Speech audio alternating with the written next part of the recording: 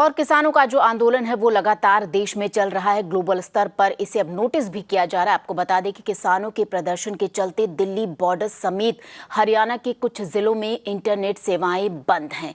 अब संयुक्त किसान मोर्चा ने सरकार से इंटरनेट बहाल करने की मांग की है।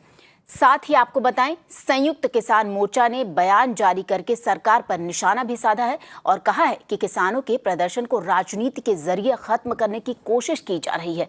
किसानों ने यह भी कहा है कि आसपास के इलाकों में इंटरनेट बंद होने की वजह से किसानों, लोकल मीडिया और जो छात्र हैं उन्हें काफी दिक्कतों का सामना करना पड़ रहा है। किसानों पर लगाए जा रहे सभी आरोपों का खंडन करते हुए किसान मोर्चा ने कहा कि ये आंदोलन शुरू से ही पूरी तरह से गैर राजनीतिक था और आगे भी ऐसे ही रहेगा। वहीं किसानों ने दुनिया भर से मिल रहे समर्थन का आभार व्यक्त किया है।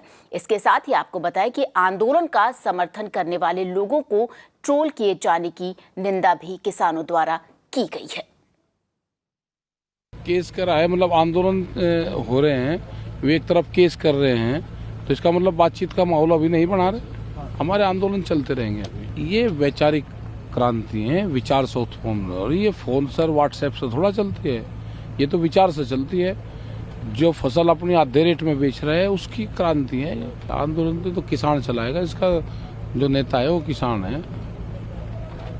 दिल्ली पुलिस की सारी कील काट कर जाएंगे, इनसे ऐसे थोड़ा चले जाएंगे। और किसान आंदोलन को लेकर विदेशी हस्तियों की टिप्पणी पर छिड़े घमासान के बाद दिल्ली पुलिस अलर्ट मोड पर है। दिल्ली पुलिस ने किसान आंदोलन का टूल किट बनाने वाले अज्ञात लोगों के खिलाफ एफआईआर भी दर्ज की है।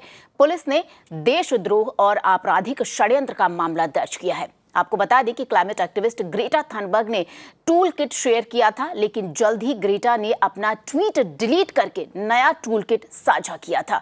दिल्ली पुलिस ने कहा है कि प्रारंभिक जांच के मुताबिक खालिस्तानी समर्थकों द्वारा टूल किट शेयर किया गया था।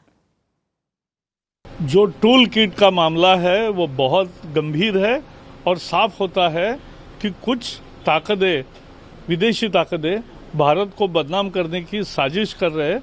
तो इस पर जरूर हम बाद में प्रतिक्रिया देंगे।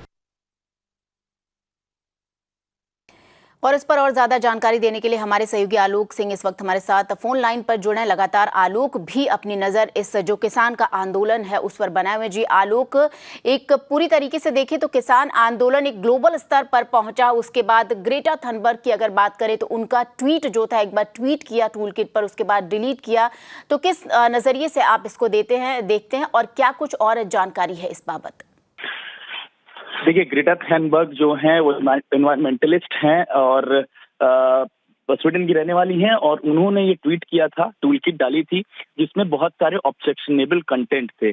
दिल्ली पुलिस की माने तो एक प्रो खालिस्तानी ग्रुप है, उस ग्रुप के द्वारा वो कंटेंट बनाया गया था। ऐसा लगता है कि उनके लोगों ने उस पेज को बनाया था जिसको डॉक्यूमेंट कहा जाता है, अगर हम सीधे शब्दों में कहें तो टूल किट को, और उस डॉक्यूमेंट को बनाया था और उसमें लोगों से अपील की थी कि 26 जनवरी को और 26 जनवरी के पहले या 26 जनवरी के बाद में कैसे इकट्ठे होना है, दिल्ली में कैसे घुसना है और फिजिकली क्या क्या करना है।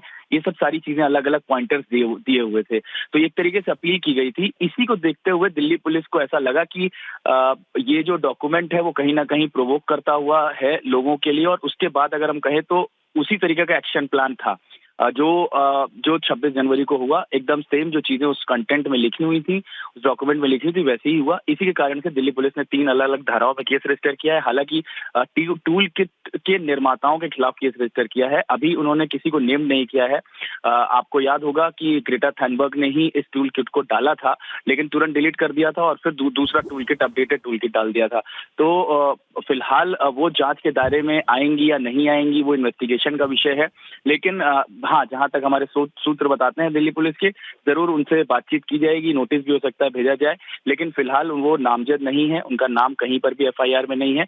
लेकिन ये मामला पूरी तरह से अगर हम कहें तो ग्लोबल तरीके से उछल चुका है। आपने अभी सही बात बताई, और जो किसान आंदोलन है जिस डायरेक्शन में जा रहा था वो डायरेक्शन वहां पर ना जा करके अब दूसरी चीजों के ऊपर ज्यादा फोकस हो गया। जी आलोक, आपका बहुत बहुत शुक्रिया इस जानकारी के लिए।